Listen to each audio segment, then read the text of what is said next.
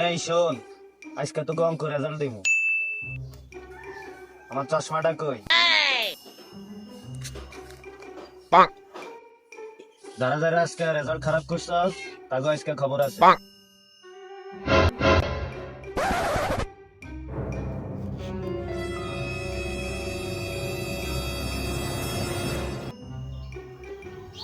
এই সাইমন কেডা রে? স্যার আমি। তুই রে, তুই লেংটা কে রে?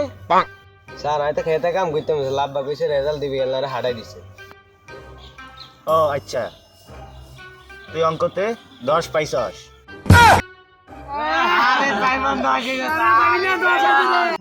এই চুপ, তোরা তো ব্যাট কাসকা, মনে রং লাগছে নাকি?